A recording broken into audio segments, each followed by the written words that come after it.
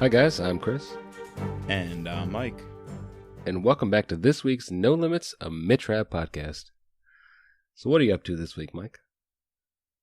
Hey, I'm doing all right, but tragedy did strike the other day. Did you happen to see my tweet? No, I didn't. I'm not on Twitter that much, so.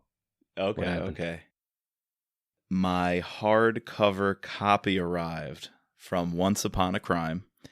Okay. And I gotta say, they did a great job wrapping it. I opened the box, and then there's the book, and it's wrapped in a very nice, not wrapping paper per se, but like a very fine like newsletter style printed paper. And I'm so excited. I'm tearing this thing open.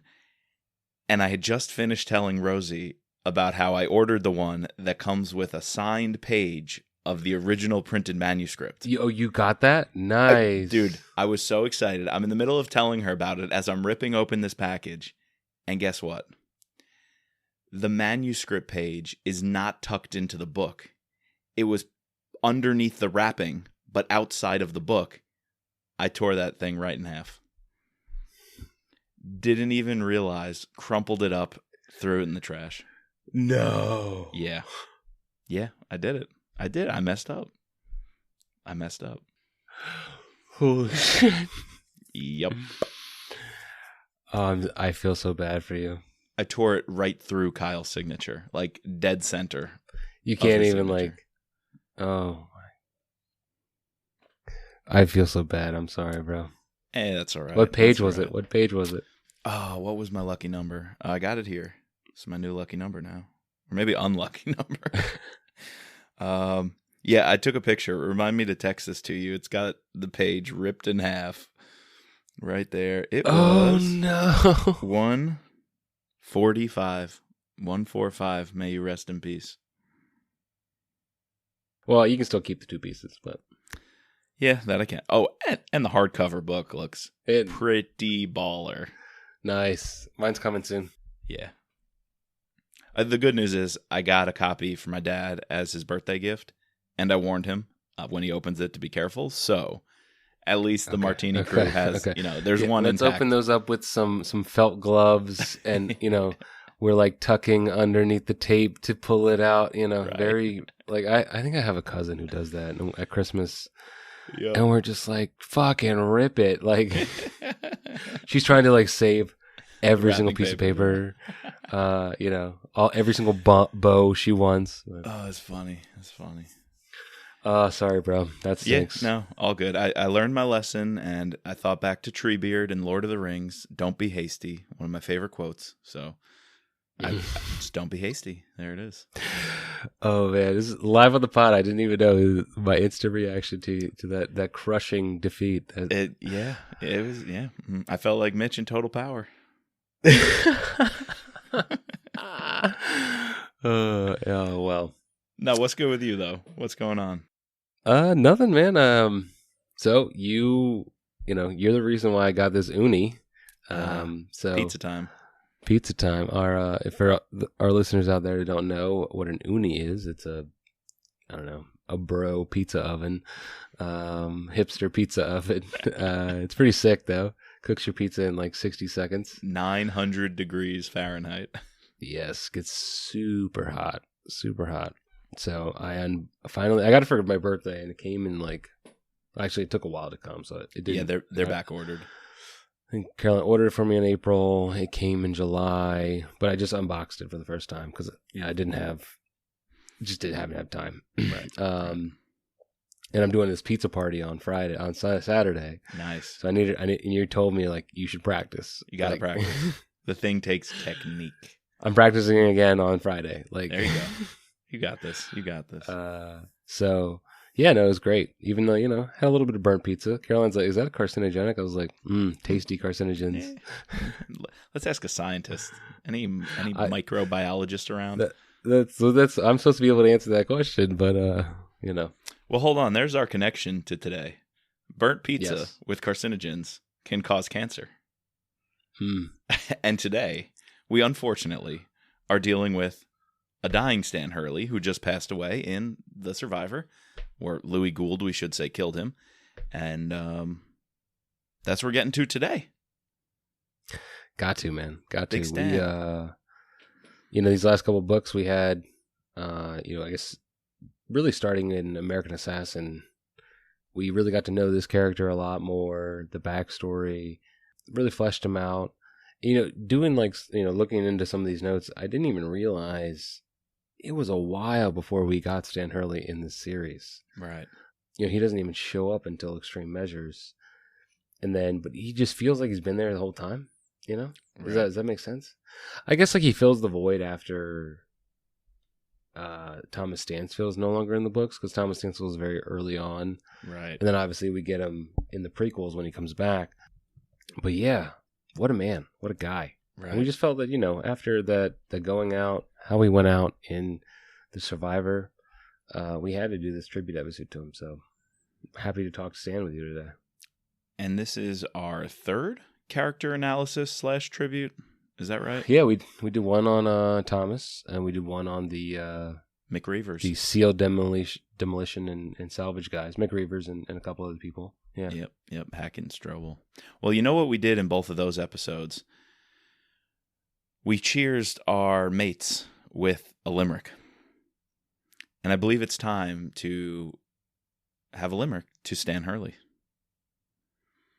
Not too proud of this one. I kind of did it last minute. Stan, you deserve better than this, buddy. You really do. But you do. That's all I got for you. If anything that you could just think of it, this is what Stan would have done. So there we go. He would have half-assed it and got the job done and moved on. All right. There once was a badass named Stan. Killing terrorists, his lifelong plan. A bottle a day keeps the doctor away. Cheers, Hurley. You're the fucking man. Boom, baby. There it is. Keep it simple for my dude. He likes it concise. Don't give him that fluff plan. Now I'm gonna get in, kill the terrorists, and get out. Get out. Yeah. Now I got one other tradition, if you will, because I think we did this for the Stansfields episode. We did. I've got a quiz show for you, Chris. All right, yeah, I have no idea what you're going to ask me. And this one's pretty tough. Okay. You ready for this? I was just preparing the notes, and I learned some stuff myself going through a lot of these facts. So let's kick it off with a basic one. You and I did talk about this last week. Where did Stan grow up? Well, Bowling Green, Kentucky. Ding, ding, ding, ding, ding. Yes, yeah, indeed. I remember that only because we asked where did he get, where was the funeral? And where was the funeral? Right. Yeah. Right. His family, it said early on, moved with, I think, the 5 kids, I want to say, from the inner city of Chicago when they were young still because of the massive unemployment and the food lines. And they moved to Kentucky to have some better work, and that would all be during the Depression. So here's the next one. What branch of the military did Stan first enroll in? Oh, I feel like I should know this. Is he a Marine? I'm sorry, it was the Army. Army. I wanted to say Army. Damn it, he was an Army. Yep. He's an Army guy. Oh yeah, I'm remembering that scene of the flashback now with what's his name, Victor, but the real guy, Chet Bramble. Chet Bramble, yeah, and because Hurley comes in, right, and he knows the other Army guys. He knows that Army general, yeah. Yeah, because he's a Delta boy. He's a Delta boy, which is in the Army. Yep, exactly, because that was Delta. There was a small detail about this. Which book was it with Fournier? It must have been Kill Shot. Where that police detective, that French Fournier guy, he says, "You should beware Stan. I served with him in the Army and saw him slice a man's ear off in Vietnam." He knew he was pretty vicious. And in American Assassin, they do his backstory, how he was in the Army. Well, anyway, when he got out of the Army, he took advantage of the GI Bill and actually graduated with, quote, surprisingly good grades. From what college? Stan has a degree. University of Kentucky. A little closer to home than that. Try again. It's our state. Or my state, where you were born. University of Virginia? Virginia Tech. Pretty close. Virginia Tech. Virginia Tech. Yeah, that one's a little out of the blue. Interesting. I didn't see that coming. Yeah, I didn't see that coming. It's just like a random... Yeah. Vince was just looking at the state and like, Stan's going to go there. Yeah, how do you That's make funny. that one up, right? You've got 3,000 colleges to choose from. Right. Well, because I remember like Michael O'Rourke was from like, I'm pretty sure he went to the like a college in Minnesota. Minnesota. Like, it was all like based on like, because Vince is from, Right. That area. Right. And he was building out characters, from that area. So it made sense to like tag on. Right. I think, where did Vince go to school? He went to like St. To like it's a small in St. Catholic Paul. school. Yeah. Oh boy, why can't I remember it? St. Thomas. St. Yeah, Thomas. it's where the Vince Flynn Memorial and the museum will be one day. Yes. Yeah. Yeah, St. Thomas Academy. That's right. I mistakenly posted somewhere about, Once Upon a Crime, this bookstore, I order from them because they're in Minneapolis, where Vince was from, and someone promptly corrected me. Oh no, he was a St. Paul guy. Yeah, so I was fact checked. So I guess it's really not Twin Cities. Yeah, right. Well, I think there's some healthy rivalry there. Mm. Okay, I got one more question in the quiz show, and this one comes in the form of 2 truths and a lie. All right. Which one of these facts is the lie about Stan Hurley? Was Stan born on a kitchen table with no birth certificate? Did he appear in 8 Mitch Rapp books? And he was friends with Neil Armstrong.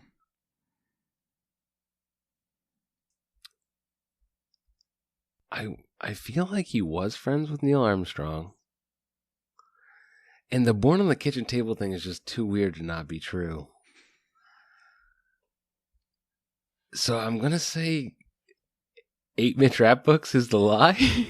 Ding, ding, ding, ding, ding. By my count, he's only in 6.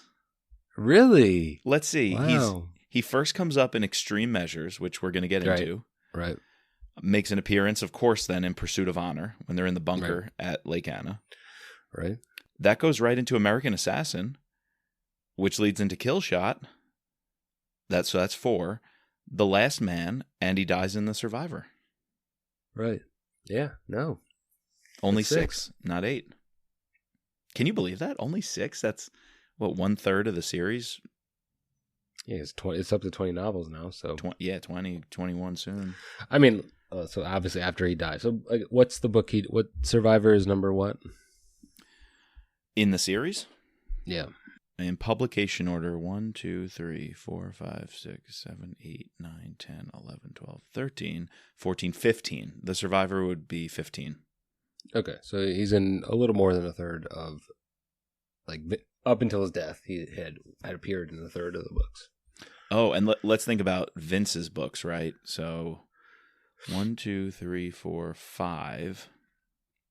Out of how many that Vince wrote? 15, yeah. 14 or 15? 14. Yeah, and that's including Term Limits, which is right, not that's a Mitch Rapp including Term book, Limits, but- which, yeah, exactly. Yeah. Okay, yeah, so about third to a half of Vince Flynn's books. He came around pretty late. That's crazy to me. Like, just, before we started recording, I was talking to you about that. How, I don't know, it's just, I felt like we've had this character since the very beginning, and obviously we haven't. I don't know, it just goes to show you how good this character is, that he, like, sits in my mind, that, even when Mitch he wasn't talked about, I just envisioned, I sort of, like, placed him there. I had, like, fan fiction about, like, in Transfer of Power, maybe Mitch called Stan, like something like that. Yeah, that would be one question I would love to ask Vince. What's the inspiration for this character? Because obviously he wasn't there in the very beginning, unlike a Stansfield, Irene. He was fleshed out over time, brought up into Extreme Measures where he's, old. He's in the hospital. Like we first meet him when Mike Nash goes to meet him at Bethesda Naval, right? Right. Um, To get his head on straight. yeah, and then he starts talking to him about like, I think he says he asks him like, is his dick okay? Yep. He's like, you've been talking to Maggie.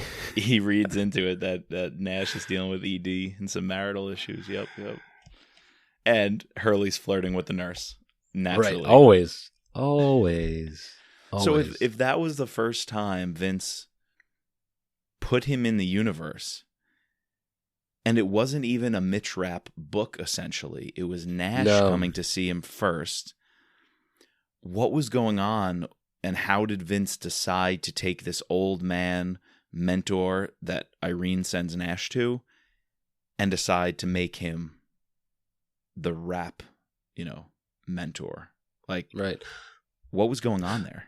Well, I guess now that I think about it, right? So Extreme Measures, by all our accounts, just I'm pretty sure like the research we've done, what you can find online, and just reading the book, we know that this was originally potentially not supposed to be a full Mitch Rapp novel. Right. Maybe it's definitely focused on Mike Nash, with a sprinkling of Mitch in there, and maybe at this time Vince is thinking of new characters.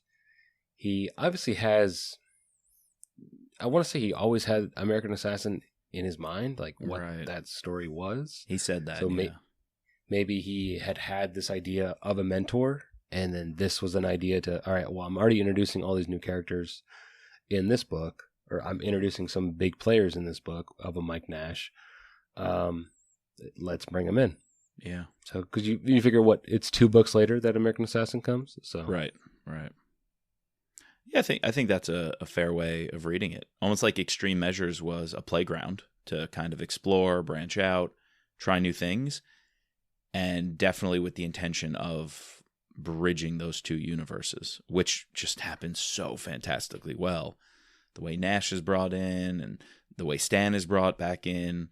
Extreme Measures, for getting a lot of stick from people for leading with Nash and putting Rapp in the back seat, which I really don't think it actually does, but it gets that rap. It's a very important book. Oh yeah. Like the attack at the CTC is one of the best action scenes, if not the best action scene in all of Vince Flynn's writing. Mike Nash is a beloved character. I would say by most, not all, but by most. And Stan, his first appearance, it is maybe the most beloved character. And I actually have a hot take, or I had a hot take, back in one of the earlier episodes. I want to see if I still agree with it, because I'm not sure, and I want to see if you still agree with it. I had said that I think, while Mitch is obviously Vince's best character, and Irene very possibly a close second, or even tied with Mitch, some might argue, I think Stan is the best dialogue and the best one-liners and writing in terms of Vince writing for a character and putting words in a character's mouth. I think Stan's dialogue is written the best of any character. You're saying outside of Mitch and Irene, right? No. I think Mitch and Irene even above that, are better characters. I think the first person dialogue, the words that actually come out of Hurley's mouth, are better written than any other dialogue for any character. Yeah, I probably have to agree with that, because everything that he says is of a piece. It's like he you're exactly right. Nothing that he says is not true to who he is. Exactly. And he's written so well. Yes. Because you can argue that like something that Mike says, or something that Scott says, something that Marcus says, another person could easily say it. Right. To a reason, obviously, but to get the gist across, But yeah, what Stan says and how he says it, and like some of the, I want to say mannerisms because it's a written word, but like how how Vince wrote the, I don't know the literary term, but how he says things, and The how he diction, gets maybe. yeah, exactly. Like how he gets like the point across. Mm-hmm. Because you can almost feel him. I always envision him the way that George Guidall reads him, as this like rumbly voice, Oh yeah, Southern accent, like a little bit of a Southern accent. It's like a Right. Kentucky accent, so it's not like the deep South. We're not talking Mississippi. Mississippi, Alabama, like that. But it's a got a Southern twang. accent. Yeah, and it's just a guy that like will down a beer, grab you by the nuts, and punch you in the face. Right. He's done plenty of nut grabbing. Don't forget, he'll chomp your ear off. He'd chop your ear off. Yeah. Or chomp your carotid out, Yeah. Although that Vietnam story made me think that is the second. There are at least 2 ear attacks by Stan Hurley. He's a biter, man. He bites. Yeah, 3 bites. At least 2 bites. At least 2 chomping or slicing ears. He'd get along with Mike Tyson. Yeah. Actually, I'd like to see that fight. I would pay for that. That's a pay-per-view event. I'd like that over any Jake Paul fight. One, I will have to say this here, just talking about thinking of like what I see when I read the Stan Hurley. That is probably the best thing that the movie got right, is the casting of Michael Keaton as Stan Hurley.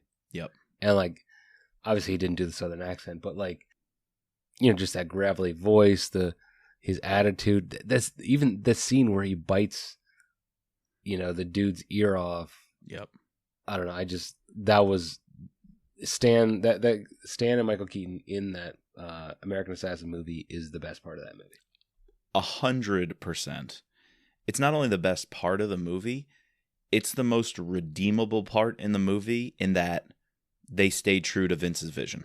Right. Exactly. They actually gave a shit. Yeah. So they both got the part right. He acted well, or, it was a good performance, but it was also one of the few parts of the movie that respected Vince's craft. Yep. So, speaking of, so we're kind of there naturally. The reason we jumped into Extreme Measures is because we wanted to think about how Vince created the character. That's obviously not the first time we see Hurley in chronological order of his life, because Extreme Measures is taking place, way later on after Rap is trained. So let's keep going on this arc of like Stan as a character being created by Vince, but then let's also kind of harken back to that trivia game and look at Stan's chronological life, like him as a character living and growing up. Right. But the second book he appears in. So what else does he do in Extreme Measures? He's in the hospital, hitting on the nurses. Nash comes to see him. I think that's all we get in Extreme Measures. It's just like that little hint, that drop of this old sage man. Yeah, he might like come out of the hospital one other chapter, or he might not. I forget. When I did the Kindle search, the only thing that came up was like those 2 chapters with the hospital. So right. And then Pursuit of Honor, though, which I'm really glad he's brought back, because Vince could have just had this one scene. He's got a lot of characters that we kind of don't see again. Right. I didn't want Stan to be that, and obviously being someone who read American Assassin, I knew Stan was much more than that. So I was so friggin' excited when we read him in Extreme Measures. I'm glad he kept him in Pursuit of Honor. And Pursuit of Honor, I kind of shit on it as a book.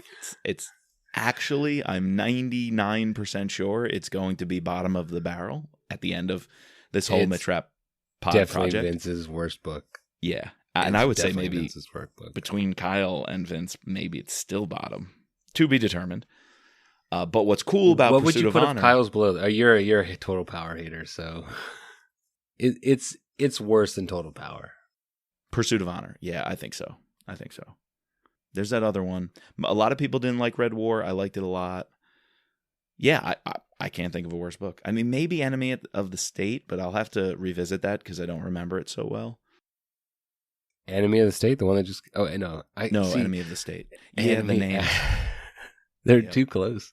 Yeah. That was Stephen Hendricks' thing. When we interviewed him, he's like, there's 2 names, Enemy of the blank. Like, it's not going to work.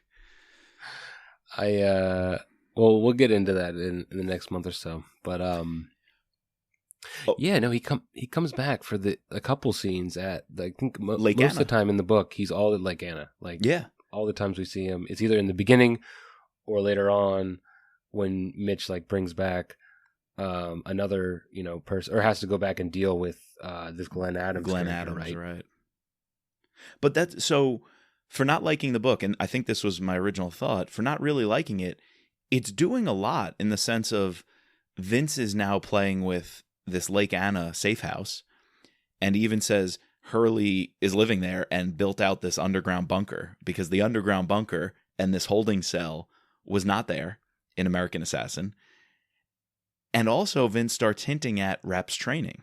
So if Extreme Measures, he creates Hurley, but he's really only engaging with Nash, Pursuit of Honor is pretty important in that we're reading now that Hurley was also Rap's mentor, and we get a hint at his recruitment and training. So I think Pursuit of Honor was, again, an important part of this playground where Vince is dropping seeds and getting ready to write his tome, if you will, American Assassin next.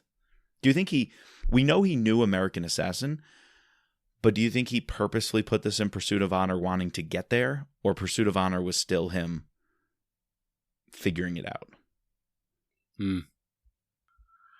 Yeah, I don't. It could be. I mean, like, why else drop these in the two previous books? These two like nuggets, and then boom, you follow up with it. I don't know. I think he's the whole time he's building up. Honestly, he could have written American Assassin whenever. True. And it's like, is he always has he been writing American Assassin since Transfer Power? Transfer Power. On the side, like coming back to it. I wonder. And then building up, and then finally, like after Pursuit of Honor, he's like, "All right, I'm ready to do it." Because you could have easily, right after Pursuit of Honor, just gone to The Last Man. Gone to Mitch and then Modern gone to The Times. Survivor. Yeah. Right, exactly. Then dropped American Assassin later. Like American Assassin can come whenever.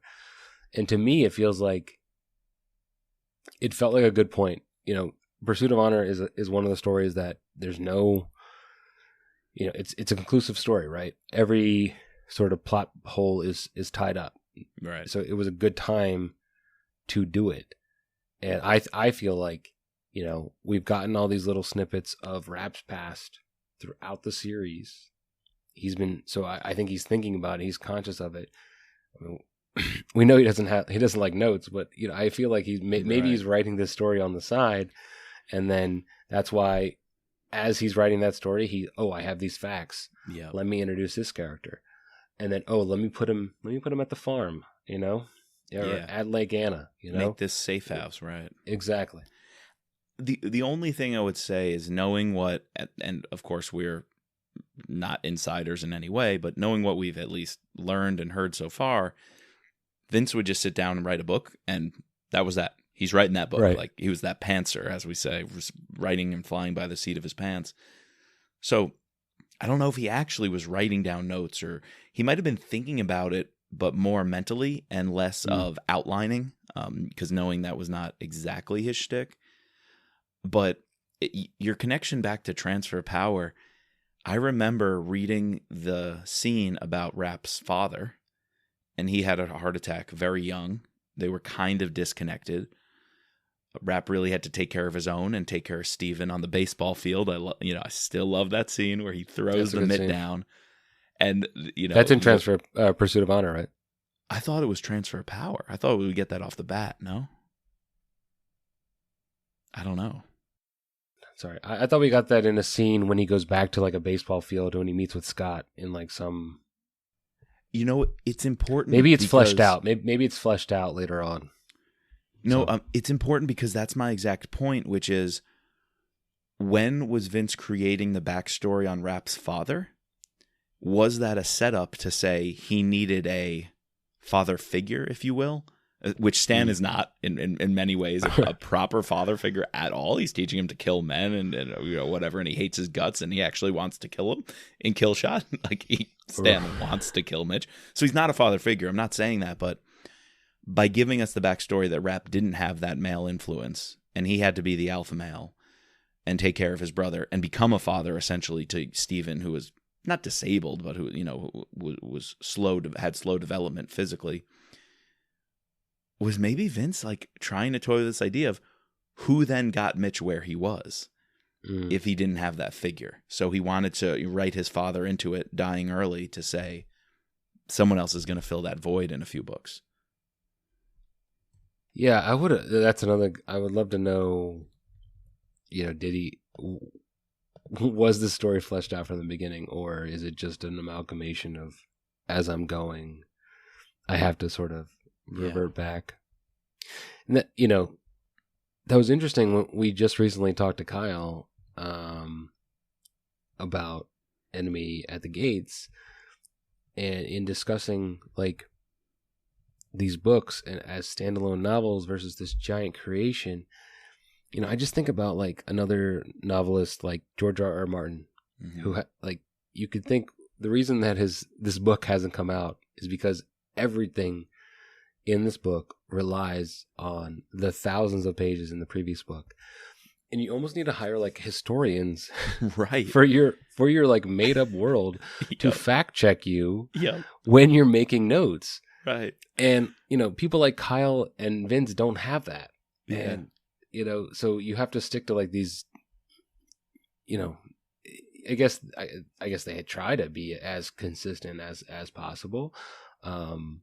Especially with the big things. I'm sure there's someone that is checking this, but yeah, no, it's very interesting. Yeah, well, Ryan Steck was doing that for a good long while. Yeah, exactly. I'm sure Ryan is the fact checker. He's like, the fact checker, right? You didn't do that. Like Vince does this, so yeah. What do you mean? Yeah, Stan's from Kentucky. You can't say he was born and raised in so and so. Right. I found it though. The Stephen Rapp baseball diamond scene is Consent to Kill, believe it or not. Consent to Kill. Okay. And that's what makes that book really strong, is we get little stories like that about Rapp, because that book really advances very much Rapp's character. And so, yeah, that's when why it's so long. Told. Yeah. All right. Well, what's next for Stan Hurley? He's the man of the hour. I think now, right? We get to his actual beginnings in American Assassin, right? Is American Assassin where we really find out who he is and where he's from and whatnot? Yeah. Yeah. And we meet him for the first time on the farm. Mitch is brought in and they get into this. Let's go. Let's Hit the fight. And, here's a good tidbit though. When the car first pulls up, Irene gets out to talk to Stan. Then Rapp comes out and challenges him. He says, "I'll meet you in the barn in like 60 seconds. Get your ass ready." He turns around. He pisses in the bushes. That's my man. Wait, I think he puts his bottle, whether it was beer or bourbon or scotch, I think he puts it on the steps and then he takes a piss right there in the bushes. You had to end the chapter with that detail. It's like, it's so fitting to squeeze that in. That's Stan. That's Stan for you. He could have been like, "Yo, we'll go fight in the barn. Go get ready." And then it ends with him like yelling at him, "Hurry up, hustle, hustle." This is so much better. Yeah. No, I guess this is maybe a good time to bring up I think even during that scene where Irene goes out and talks to Stan, she calls him like Uncle Stan or Uncle Stan, yep. And just the relationship that they had, I don't know, it's, just this uncleness. And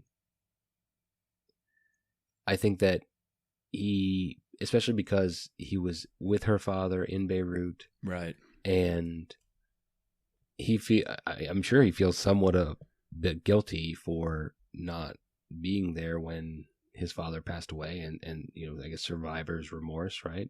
Right. And so he made it his life's mission to look out for this girl. Yep. And make sure that she was okay. And, it's very sweet. It shows like a soft side of Stan, that he actually does have a heart. And I don't know. I really enjoy their relationship together.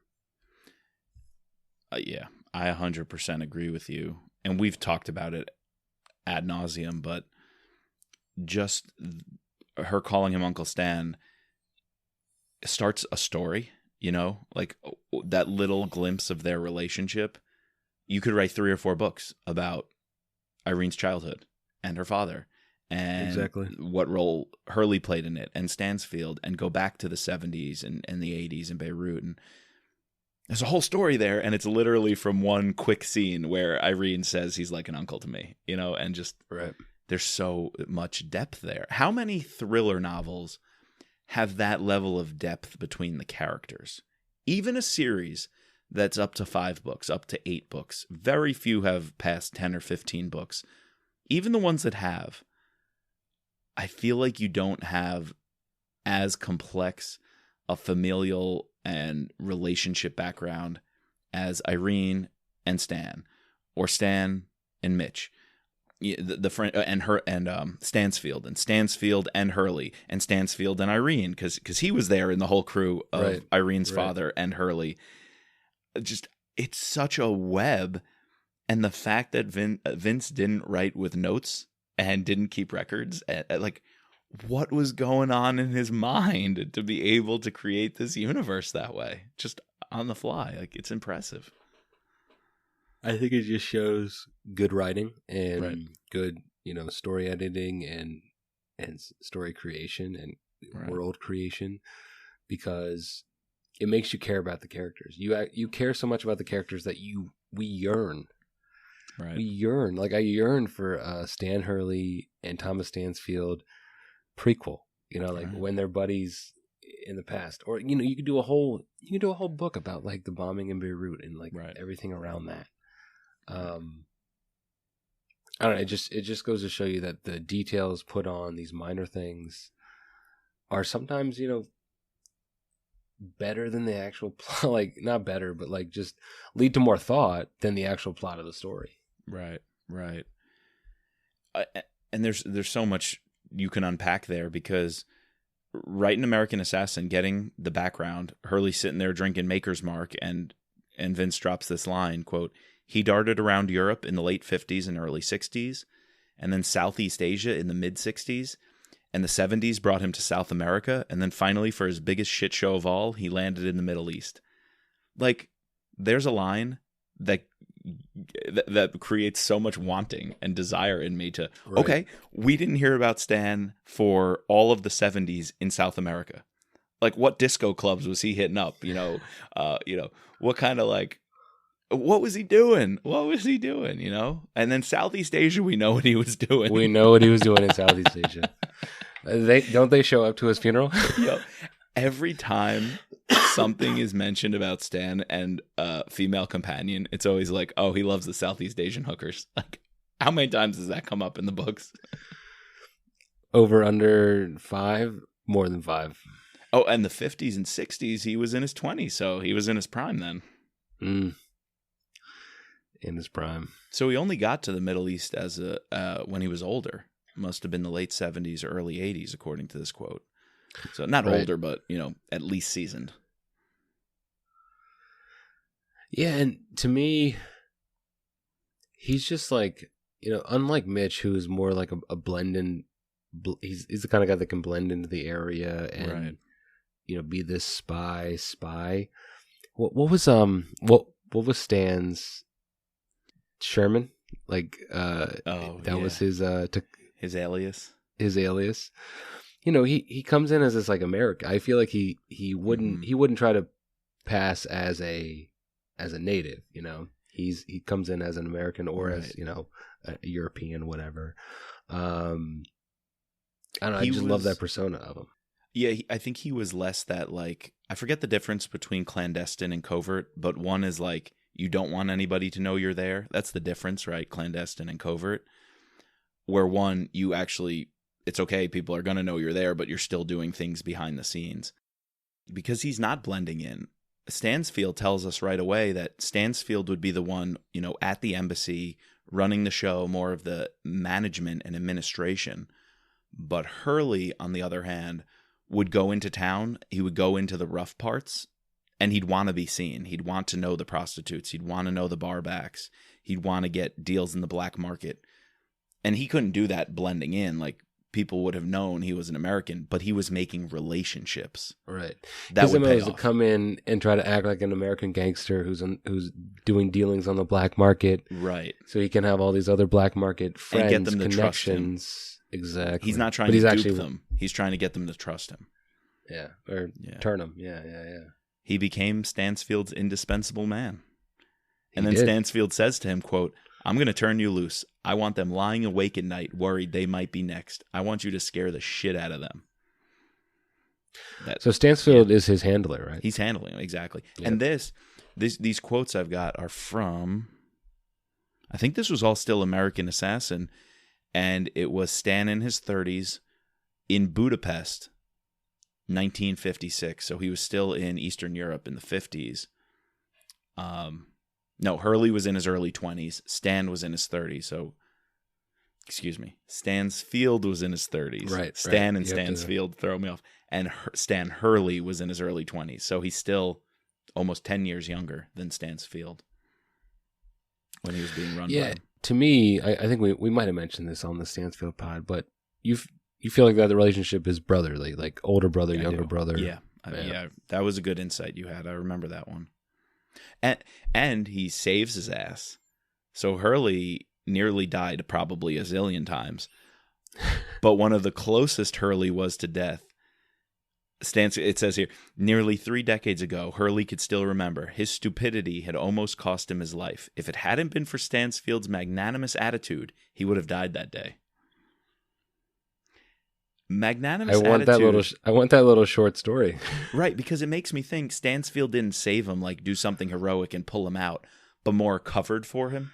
Exactly. Yeah. And Stansfield covering for him either diplomatically or with an embassy or, with his spy contacts, extracted Hurley. And that's typical Stansfield. And it's typical Hurley to get himself in the shit like that. Exactly. Right. Dude, speaking of the connectivity of these stories, I didn't realize this, but Kyle put a small line in the so in the Survivor. Kyle dropped a couple of just strange shit. You remember I said the friends with Neil Armstrong thing? Yeah. That was Kyle. He literally, I know. He just No, dropped that's what it. In my head, I was like, wait, no, that is a real thing. I just read that. Like, Yeah, like what was going on in Kyle's mind to put that line in the book? I absolutely freaking love it. Like, I want to know that backstory. I mean, you have a badass. Give him some badass friends. Yeah. Like, was Hurley eventually like long-term plan to like spy on astronauts and like get into, like, he saw the space race and the writing on the wall and knew it would be important to kind of turn? Like, or did he have to talk to Neil Armstrong about like Russian cosmonauts and interference? Like, did Hurley run him? Was it an op or was it just an honest friendship? Like, what's going on there? I was just looking up to see if Neil Armstrong was from Kentucky, but no, I he's did the from same Ohio. thing, but he's from Ohio. I did the exact same thing. I was like, did they go to high school together? Which makes me think, no, I think it was an op that he had to get to know him. So as astronauts, you have to be part of the military. Oh, was Armstrong Army? What branch was he in? I would imagine Air Force, but I don't know. Yeah, U.S. Air Force. Yeah, I think most of the astronaut guys had what was it, like jet testing out the new models of jet planes. Oh, but he was a lieutenant in the United States Navy too. So I guess when you go into the NASA, you're in the Air Force. I don't know. I'm not an expert on military ranks, so yeah, no idea. Anyways, he was in the Army. What I was going to say though is that Kyle's dropping these dimes. Kyle has this quote, and I was like, oh, I wonder when that happened. He said, about the time when Hurley passes, Kyle was like recounting things about his life, and he says, quote, over the years, Hurley'd been shot, stabbed, garroted, thrown from a ship 100 miles from shore, and poisoned. The last by a cute little Czech woman he was screwing. No surprise there. Kind of funny, the Grim Reaper had ditched his Sith and snuck up behind him with a tobacco leaf. Just another limp dick in a robe. That's a classic line right there. That's a line. Just another limp dick in a robe. But what stood out to me, besides that gem, what stood out to me was the little Czech woman poisoning him. and him being thrown from a ship 100 miles from shore. I was like, when do we get to see that? But earlier there was another boat accident. So Hurley's had some boat accidents because in American Assassin, there's a little quote that there was something he was doing. And, he was chased by the Carabinieri, which is the Italian military police, in Venice. And he had to jump into a putrid green canal. So he has a history of being chased off of boats. Chased or jumped off boats. Exactly. You're right. Because Kyle put it. There was this old story in American Assassin. Like, I want to know that. Like, why is he getting chased in Venice and jumping into a canal? I love all these little... It's amazing. Interesting, like, filler background. Like, the backstory on these characters and are just amazing. Right. That... I guess that's what makes him so great.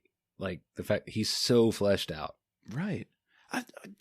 There's even a more recent one when Stansfield pulls him out of the field because he was pissed at him about, after the Beirut embassy bombing. Right, because Hurley, we should mention, the only reason he's alive is because he was with a fucking hooker. But then he kind of feels bad about it. And that may or may not have been Irene's father in the blast. I'm pretty sure it was. Yeah, no, it was. That's why. Or at least one terrorist attack, but I think it was that one. Yeah. Hurley makes up for it by going rogue and just starting to kill people all over the city. He's just doing these gruesome murders, and no one can figure it out. But Stansfield has his number. It has the mark of a Hurley kill. So he calls him out of the field and sends him to Peshawar to equip the Mujahideen in the Afghan border conflict. Must have been earlier days, post-Russia. Or actually maybe even before Russia. Actually, before Russia. So Hurley was one of the dudes on the ground. So he gets his ass in hot water with Stansfield in the mid-late 80s. And so he's sent to Pakistan and Afghanistan to start selling the same weapons the Taliban now have to the Mujahideen. Like, just Hurley was involved in all this crazy shit. And everything. I love it. Like, it's insane. How... And he would have been involved in the hunt for Osama bin Laden had he been a part of our world. Oh, absolutely. Like, yeah, you can just keep it going. All right. It makes me think, like, those big, like, super biographies of people that are, like, 600 pages long? Yeah. Like, written by, like, Isaac, whatever his name is, or who's it? Ron Chernow, who did the Hamilton one. I feel like... Yeah. There could be one on Hurley, like 30, 50 years from now. Just how he shaped 20th century American history. Yeah, no, for sure.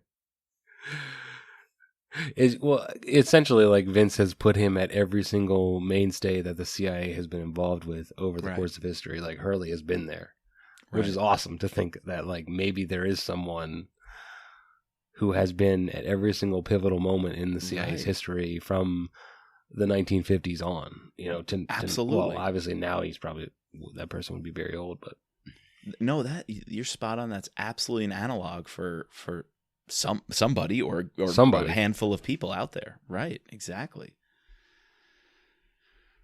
Wild. What comes next in Hurley's life? I mean, he's just... Do you want to touch on the fight in American Assassin? We kind of covered it extensively in our book pod, but that's an awesome fight. Like, right, yeah, the cheap tricks that he does to win that fight. That's quintessential Stand right there. But it teaches Mitch an important lesson because he went into this camp wondering, how do I have to play by the rules? He tried playing by the rules. He noticed everyone else, including Victor, and Stan breaking the rules. And that was finally when he had enough and said, fuck it. You guys are allowed to break the rules. I'm not. That's bullshit. And Doc Lewis had to tell him, like, actually, we want somebody who's going to bend the rules a little bit. And so it taught him an important lesson, having his nuts grabbed and losing the fight. There are no rules. There won't be rules in what we're trying to get you to do. Where we're going, there's no rules. Mm-hmm. Just don't talk about Fight Club. All right, so we next move on to Killshot. Right. And, we get a decent amount of him in here. And he's almost like the villain in Killshot. Right. I guess Fournier is like, and like, right. that other guy, the deputy director of the CIA, right? What's his name? Yep. Cook. Who's working with Fournier? Yeah, like they're the bad guys, but Yeah. Hurley's on this mission, like to kill Rap. Like there's still even though Rap saved his life, Yeah, he doesn't trust him. And I get maybe it's because like he's around Chet Bramble, right. You know, and these two are feeding off each other. But I don't know. That was a interesting moment. I guess ultimately he's turned and Irene like talked some sense into him. But I would have thought after Mitch saved his life in Lebanon, he would have given him a little bit more leash than that. Yeah, I think you're right. And it did rub me the wrong way when we covered Killshot. I remember being a bit sour on the book. And part of my reason was it was weird seeing Hurley as this, like you said, a villain, if you will, or at least leading the charge to kill Mitch. Looking back on it, it makes sense. Because Hurley, I mean, it fits his character. He's such an ungrateful bastard. He's not going to turn all of a sudden and be a softie for Mitch because he ended up saving his life. He's still going to do what he thinks is operationally sound. And being kind of an egomaniac, he doubles down and says, Mitch is starting to prove that he's really good. It would be very within Hurley's character to double down and say, I have to now get Victor to prove that he's better because Victor's my real trainee. Rap is, a second piece. So it makes sense that Hurley would try to double down and get things his way. I didn't like it though in the moment. I didn't feel right about it in the moment. Yeah. No, you mentioned it on the Killshot pod. There's a few things that with that book that are, I don't know. Mainly because there's a lot of loose ends, and right, so we don't ever get that third installation of this tying up some of these things, and one of those things is what does Hurley do after this? Right. He right at the very end of Killshot, he allows Mitch to go in and essentially kill Fournier and the deputy director of the CIA, right? Yeah. He's in the getaway car. He's in the getaway car. And so what I want to know those what happens, cuz the next time we see him, he's fucking old as shit. Exactly. Yeah. And he's definitely still operational in Killshot. He's in the field driving the getaway car. He's planning the op with Rap. And that's the time, and that is when Hurley finally comes around. When he picks him up and they rib each other. I think he's like, I didn't think you were gonna come, old man, you can't drive very fast. Or he says some like quip, Rap does, to Hurley, and Hurley shoots a zinger back. So it's like they're finally bonding, and Hurley, by taking Rap on that op, is saying, you were right, Victor was the bad guy. Victor was corrupt. He went off the loose end. You've proven your skills. Like there's some love forming there. And it's not until, we just randomly go to the last man and Hurley's dying and Rap feels like hugging him, and they don't bond, but in a sense they start to bond in that Hurley says like, I'm not going to tell anybody my secrets, but I'll tell a few things to Mitch before I die.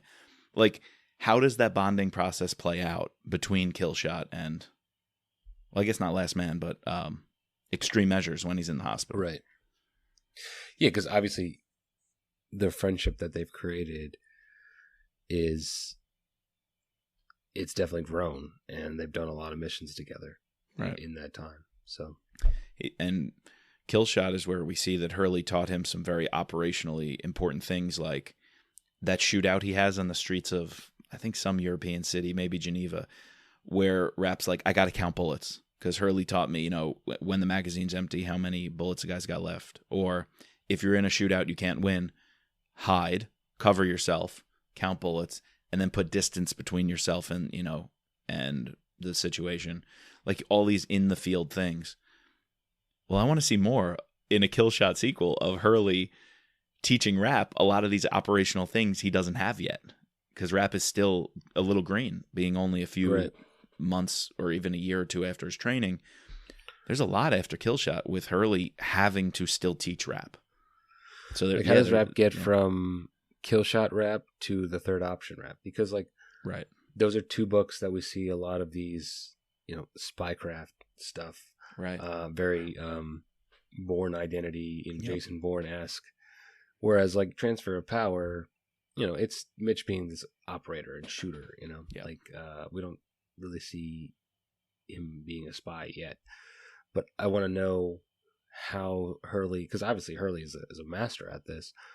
How does Hurley give him that knowledge from the Killshot all the way to the Third Option, where he's sneaking in the woods? Sneaking in the woods. Got a dog in order to like the distract. dog. Yes, like that's got to be something Stan taught him to do, or just instinct like that. You're so right. So, and he puts those skills so Stan has to teach him, and then he puts it to use, and that causes a run-in with Aziz. Right, Rafiq Aziz. Yeah. Hurley somehow had to be involved to train Rap to the point where he would survive an encounter with Aziz and just walk away with that scar. I still want to know about Scar. A last thing about Killshot is the title of the book comes from Hurley because the quote is 1 or 2 shots to the head and that's it. Lewis nodded. That's how Hurley trained him. That's what Hurley calls the kill shot. Rap likes to get in close for the kill shot. That's at least what Hurley calls it. So kill shot, the name comes from Hurley teaching Rap how to finish a dude off. Yeah. One other thing from Killshot, there's a line that Hurley already killed 3 of his own guys. And when he's contemplating terminating Rap and actually considering sending Victor to terminate Rap and give him the green light, it said Hurley's already had to do that to 3 of his own guys. So I think that's fitting in Hurley's character. Like, Irene would need somebody like a Hurley willing to go to those lengths should an operator go rogue. True. So it's very fitting of Hurley's character. I guess that answered my question from earlier, that he, even if Mitch did save his life, he would always be questioning. Right. Right. Yeah. Because Hurley's done it before. He's tried to kill 3 other people. He did kill 3 other people that he trained. Right. Yep.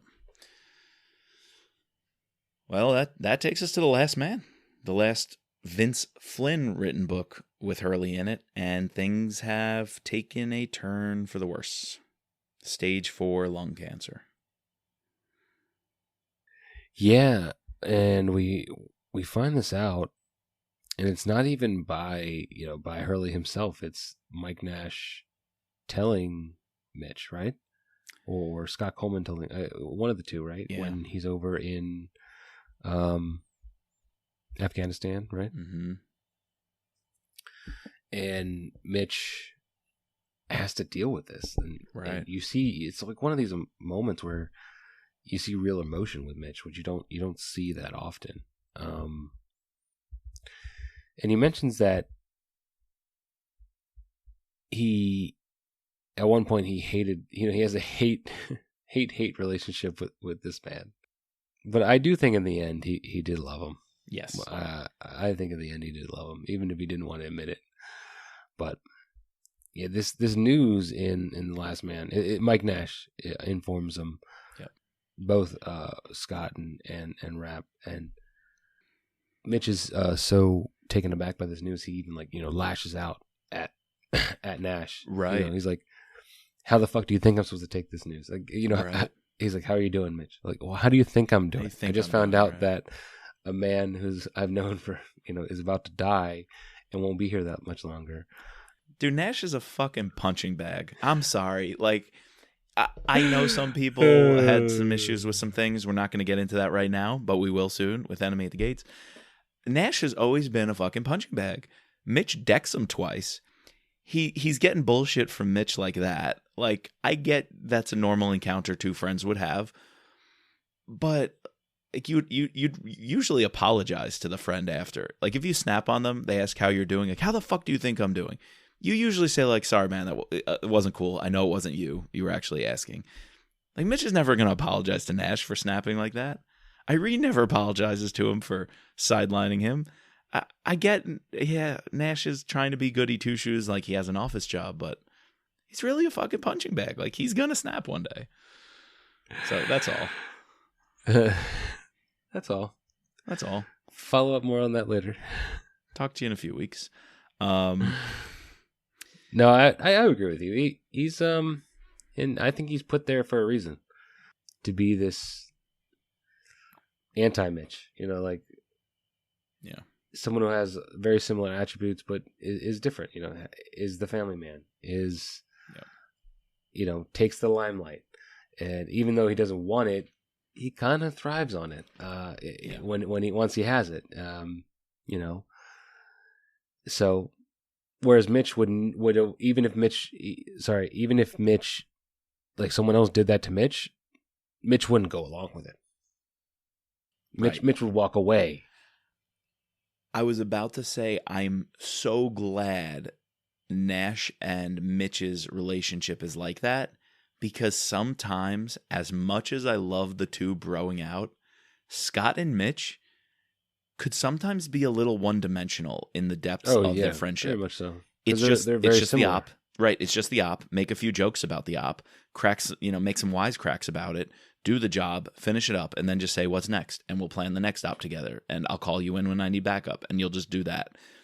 I fucking love Scott Coleman, but he's much more a one-dimensional character than a Nash, who kind of takes on that everyman role. And in a sense, Stan Hurley takes on the everyman role as well, because he's the cranky old man. He's the really tough grandparent or uncle or old timer. He's Nash is the everyman in a younger family situation.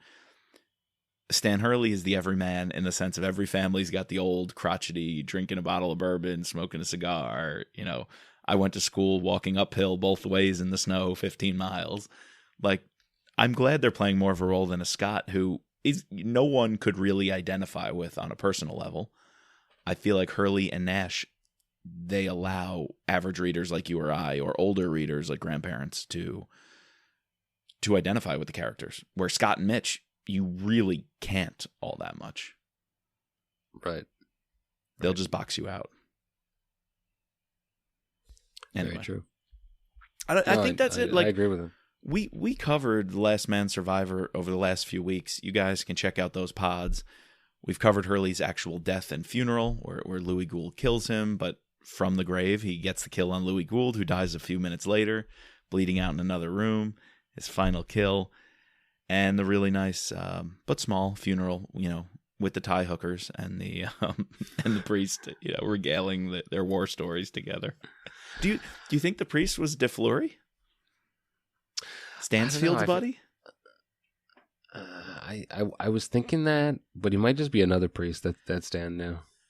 I feel like Stan would be the kind of guy that would get chummy with priests, Like, he'd try to repent, go to church, and then immediately, like, go to the bar and be like, fuck it, yeah, and get drunk, and then see the priest at the bar and get drunk with him, who you just tried to confess to and walked out on. Yeah, De Fleury and the Stansfield thing with that guy Rolly Smith. They're a little bit older. They're a little older, and Hurley was not brought up in any of their wisecracks and kind of back and forth banter. So, yeah. Hurley was probably the younger guy at those times when they were hanging out, and probably not privy to sit with them, and also didn't want to, because Stansfield was more kind of on the management side, where Hurley was just running his black ops off to the side. He wouldn't have been in public laughing with Stansfield's friends and cracking a beer. Right. Yeah. Dude, well done. That is Stan Hurley. Yeah, I think, just to say one more thing, I think, like, the culmination of both the events that happened in The Last Man and then his ultimate death in The Survivor, because, very early on, you realize, once they tell you that he's got 6 months to live, you're like, oh shit, like, is he going to die in this book? Yeah. And then when he doesn't die, you're like, oh shit, he's probably going to die in this book. Yeah. And so you're just waiting for it. But I felt like I wasn't let down. Like, I felt like it was rewarded. And then giving him that main stage in both of these books, he goes on an op, like one last op with Mitch, and he goes on one last op in both of these, both of the last two books. I thought it was a true honor to put him there and to give him his final glory. And I think Vince and both Kyle did the character right. Yeah. I guess that makes me think of one last thing that I think is has to be brought up. Of The Last Man, Vince had his diagnosis already himself. Right. And he knew Stan Hurley was an old man and aging and wasn't going to last much longer in the universe. And just the parallel of these two, God, it's crazy because one's fictional, but they're both titans in their respective universes. Vince in the thriller author genre and the military community and what he did as a patriot, and what Hurley's doing in his universe as a patriot and in his role. They're both larger than life, and they're both facing a similar challenge, in the form of cancer, and dealing with end-of-life issues, and they both go out with a bang. Vince Flynn writes The Last Man, and Hurley goes down in an op, as was so fitting. They each played, they played their part in the orchestra. They sang their tune to the very end, and just stuck the landing. Yeah, no, I agree. There's a musical and a gymnastics reference all in one about end of life. That's Stan the Man, man. That's Stan the Man. There's nothing else to say except to a full life. To a full life. To a full life. We're all dying. Some of us faster than others. That's it. That's it.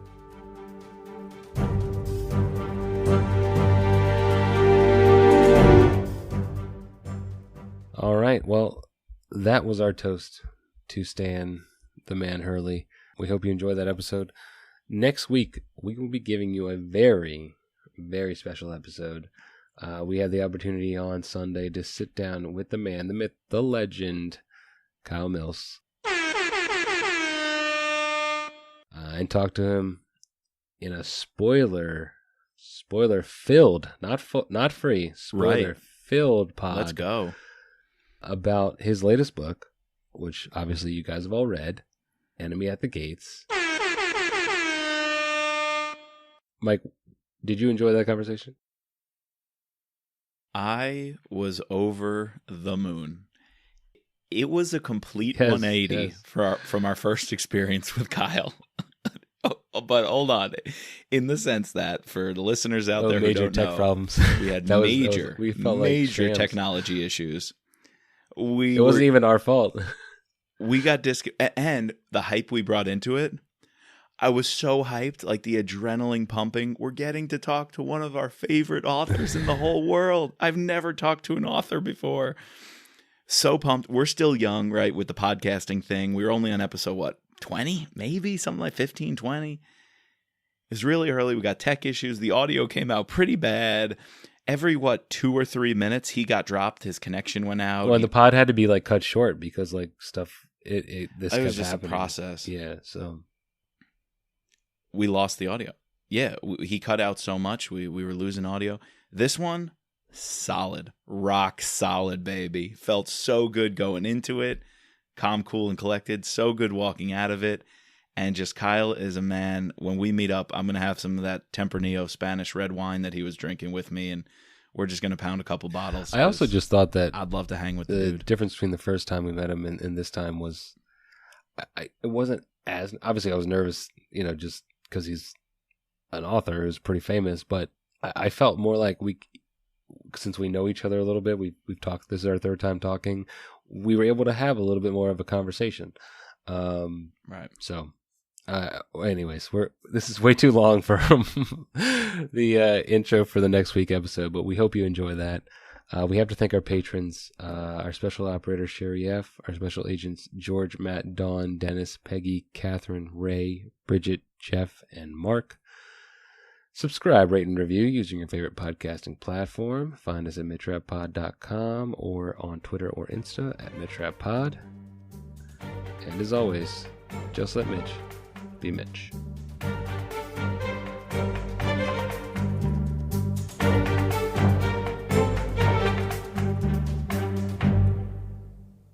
Just a disclaimer, this podcast is not affiliated with Vince Flynn, Kyle Mills, or Simon & Schuster, but thank you to them for bringing us the wonderful world of rap. and the music soundtrack is Guerrilla Tactics by Raphael Crooks.